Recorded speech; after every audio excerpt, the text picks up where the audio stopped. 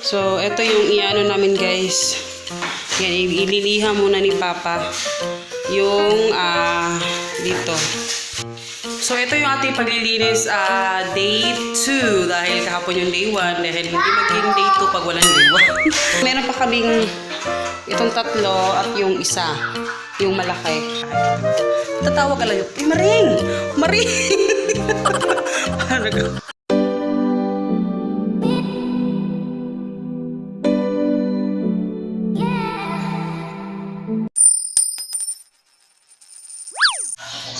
Hello guys! Good morning! And today is Sunday. Today is May 19, 2019. And mamaya samahan nyo kaming pumunta ulit sa bahay. Ito na yung second day na maglilinis tayo doon. And today is Sunday, gumawa ako ng pancake. And gumawa ako ng pancake mix. So, natapos ko na yung paggawa. And ito yung cereal ni Hagrid. Hindi na magkasya yung 1 kilo. Kaya, ayun, dyan ko nilagay yung 2 batch kasi marami yung ginawa ko. So, ngayon gagawin din ng pancake kasi yun yung umagahan namin. And doon kami plano namin doon kami magla-lunch doon sa bahay. Nalilipatan natin. So, ngayon magluluto muna ako. Nanonood ako ng Tulfo. And, ayun. So, ito yung nagawa ko. Tapos meron din akong isang ganto na yung sa cereal ni Hagrid.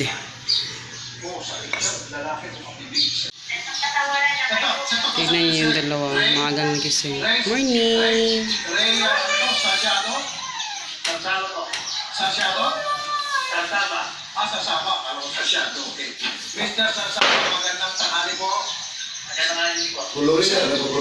Yan si Hagrid, maagang nag-color. Ano yan? Pencil, mag-color mo. Sa BIR, sa DPNO, lahat na kayo sa gobyerno, sisilipan ko, yung lending hanggang sa yung lending, i-give up ka. Nag-gets mo rin, sir? Ayan, nagpagkukulay si Hagrid sa kanyang books. Ito sana yung kukulay niya, kaso sabi ko kaya dapat crayons. Parang sila ni Perma. Sa lahi na siya i-color. Mama Idalin? Ma'am? Opo. Ma'am, ganito Say good po morning. namin, Checkpoint Hoy. namin Hoy! na kayo po, itong sigalawin mo, kabit mo, na magkasama sa isang bubong, a-arrestuin po namin kayo, tunod sa pulungan. Posas po agad ang buti nyo. Pagkatapos ma'am, isa na naman, bibidyoan po namin habang kayo po ay nakaposas at yan po ay lalabas sa buhok mo. Hello guys! Good morning! So, nandito na kami sa sa bahay ulit. And naglilinis kami. Ayan, ina-arrange namin. Ito yung uunahin namin ngayon. Yung chair. Ililihan namin siya. Tapos varnish. So, ayun. Alas 10 na. Ang tagal namin nakaabot dito guys. Naglakad lang kami. Sobrang layo. Kasi walang jeep ngayon. Kasi Sunday. Kaya yun yung problema. And ngayon kami ng cortina. Lalagyan namin ng cortina. So, ayun yung mangyayari ngayon. Yun yung agenda namin.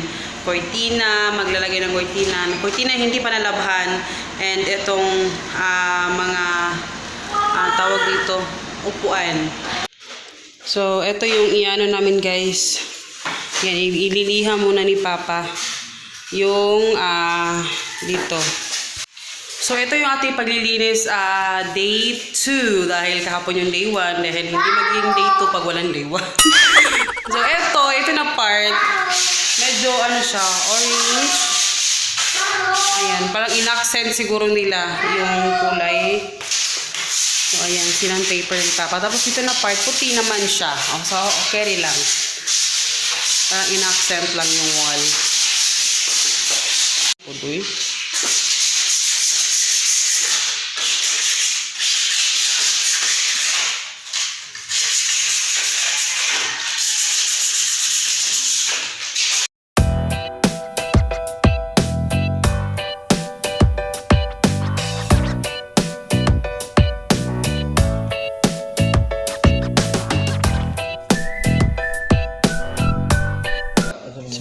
start na ni Papa yung lagay. Lagay lang kami ng sa floor. Carton.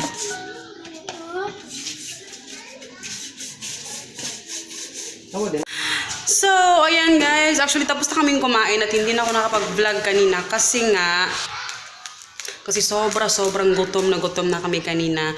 And today is, ngayon medyo, may nalinis na kami. So, dito na part, eto, actually, inano ko lang siya, hinilera ko lang para makita namin kung saan talaga siya pwedeng ilagay. Pero, iaano pa yan, ilalagyan pa ng varnish. Pero alam nyo ba, yung isang varnish is isang lang yung sa labas. Isa lang. Isang bottle, isa lang. Kaya, kulang. Kasi isang bottle lang yung binili namin. Hindi talaga, guys. And then, yun. So, meron pa kaming itong tatlo at yung isa. Yung malaki. So, plano namin dito siya ilagay na part para doon yung TV. Hindi ko alam kung lalagyan ko ng wallpaper or hindi ko alam. Pero for now, unahin mo natin ito bago ang lahat. Grabe, naglalapot na talaga ako sa sobrang init. Kasi ako ng floor, nag-map. And ayan, medyo nalinis naman ng konti compared kanina. So, yung kitchen, hindi pa. Mamaya na lang siguro. Ayun.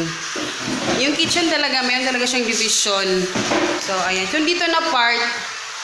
Wait. So, dyan na part, guys. Ayun, nalagay ko na pala yung isang pero sus ko. Alam niyo, nakakatakot yung floor kasi, di ba? Favorite ko eh. Puti. So, sabi ko sa kanila kasi hindi talaga sila nagpupunas ang paa. So, sabi ko, please lang naman, maawa kayo sa akin kasi ang puti-puti na sa'yo. And yun nga. So, sana ba tayo? So, dyan yung TV and plano kong maglagay doon ng maliit na something para at least doon na rin mag-charge. And kasi may saksakan doon. So, hindi namin doon. So, ayan. And then, dito na part, dito siguro yung magiging kainan namin, syempre, dito na side. And then, yung computer. Ba? Paano? Ang computer doon. Siguro doon, sa may aircon. Kasi doon... Wow! Marami na makakaupo kasi may mga plano pa naman ni Papa na bibili siya ng sofa. Pero sabi niya, di ba, okay. Di ba, hindi namin kasi may sofa na dito. Instant. Pero yun nga lang, kailangan niya siyang i-transform into yun sa labas. So, kita ko sa inyo yung sa labas. Ayan siya. Pero sabi ni Papa, uulitan ba to pa? Okay na ni? Okay na ni? So, yan yung mga basura, guys, dito sa labas. So, nililinis ni Papa yung labas. Tapos, yung community dito, guys, tinan mo. Sa harap, doon, mayroon na talagang mayroon ng mga kapitbahay, diba? Tatawag ka lang yung, Maring! Maring! Hatbang raw silingan. Uy, Maring! Pautang ng bigas, Maring. So, yan yung mga neighborhood namin, guys. Ayan siya. So, kalapit lang talaga siya. Pero sobrang tahimik. Wala akong nakikitang bahay. So, ayan. After nito, papahinga konti. Lilinisin pa to ulit. Diyos ko, ang init. So, yung anak ko, diba? O, diba? Diba, ang niya? Ang prinsipe. O, diba? Sana matapos namin to lahat. Kasi, plano na kasi namin, matapos to, bago madala ng mga gamit dito, naka-ready na lahat. Parang, alam na namin kung saan ilalagay yung refrigerator, yung mga kainan, yung lahat. So, alam na namin kung saan ilalagay para at least, diba? O, diba? Bongga. So, ayun guys, pagod na pagod ako. natulog kami pero hindi ako nakatulog kasi sobrang pagod ako. Ayun yung kusina, oh. And ayun, si Papa, pinasok ni Papa yung isang chair na yung inano namin ganyan sa varnish. Ano ba ito mapag-pronounce? Varnish? Pa sa amin to varnish, sa yun varnish na. So, ayan yung itsura ng isa. So, doon naman ilalagay sa side na yon. Ayaw ka idikit pa. Nagdala pala kami nitong ano. O, diba? Bangga. Ay, anak pa. Sino ba? Iyan yung ilapas alisa. Anak. Pak. Pak, the nerd. Ay, sayang nang sakiba na. Pak! Ha? Ha? Sana. This is.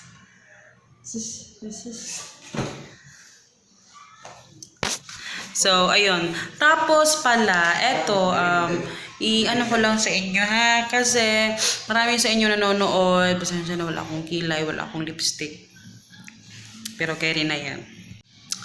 Ayan, kasi sa inyo maraming pasensya na talaga mukha ko. Naantok ako guys, pero hindi ako makakatulog. Ang dami sa inyo congratulations sa bago nyong bahay, congratulations sa yung iba, hindi ko alam kung napanood lang yung whole video, pero siguro nag-comment lang sila na ganon. And then may nagsabi na, yung iba nag-aakala na talagang bahay na namin to permanent. Hindi po, ikaklaro ko lang po, baka po ako ay mapagalitan dahil hindi ko pa po ito bahay. Nagre-rent pa rin po kami dito, okay? Nagre-rent kami dito guys, pero lower yung price na binabayaran namin dito compared dun sa aming nirerentahan. So, para maliwanagan kayo, panoorin niyo yung whole video na ipinost ko, diba? Kasi, ang dami sa inyo talaga na nagulat ako kasi ang dami talagang na permanent na daw yung bahay namin, ganyan. So, ayun, balikan niyo yung video. Again, sinasabi ko, nagre-rent pa rin po kami. And sinabi ko doon yung reasons bakit kami naglipat. And yun. Siguro na lang siguro kayo. Pero mas excited pa kayo sa akin. Ganun. Pero anyway, mahapon na kami uuwi guys. Kasi lalakarin. Okay lang maglakad pa mamaya pag wala nang init. Kasi pababa na. Yung kanina talaga yung papunta namin sa taas. Kanina sobrang ang hirap lakarin kasi ganyan talaga yung guys, ang tawag dito, ang daan, grabe. Kaya sobrang nakakapagod talaga. So ngayon, medyo okay yung pagbaba namin mamaya. Kasi walang jeep talaga dito guys. Pag ganitong Saturday and Sunday, walang jeep. And syempre wala naman tayong sasakyan. Kaya ayun, pero pagbaba mo doon sa talagang doon sa pinaka main na sa baba, may mga jeep na marami. Dito lang talaga pa na sa mga subdivision na walang jeep. Kailangan mong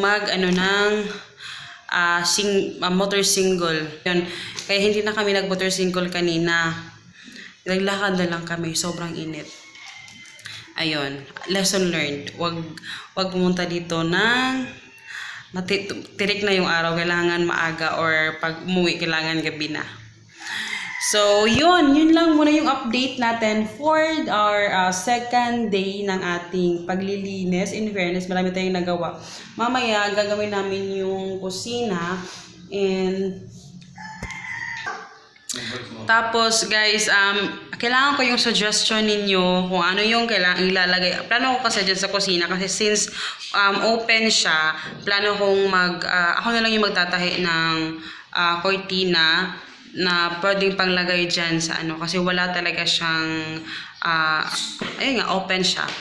So leave comment yung mga suggestion ninyo ha, and then feel free to comment down below kung ano yung mga suggestion ninyo, kung ano yung pwede nating malagay. Baka sakaling magka-idea ako na okay, maganda pala yan, diba? Kasi syempre mas maganda pa rin maraming option na galing sa inyo na maaring magustuhan ko rin at nagustuhan ni Papa yung mga suggestion ninyo, 'di ba? And dito na part, yung ano lang guys, yung wag naman masyadong magastos. Yung ano lang naman, on a budget pa rin sana yung mga suggestion, 'di ba, na ilalagay. Pero for now, yan lang. At saka gusto ko kasi yung ano, yung pinaka-bet ko talaga is yung homey siya tingnan. And then, yung sa cortina, gusto ko na talaga cortina guys, is yung medyo fresh, yung medyo, tawag dito, medyo light, medyo, basta, iba yung mga bet ko kasi. And then, gusto kong ito, may touch of kahoy, mga ganyan. So, ayun. Pero ayun, magpapaalam na lang ako dito guys kasi for sure, mamaya maglalakad kami, hindi na ako mag-vlog. Hindi ko alam, pero baka mag-vlog ako. Try natin pag hindi kami talagang pagod na pagod. Pagod ang lola nyo talaga guys. And then, yun. Magpapaalam na lang ako dito just in case hindi ako magpag-vlog mamaya, okay? And then, bukas hindi ko alam kung ano yung gagawin namin, pero tomorrow is Monday. And yun.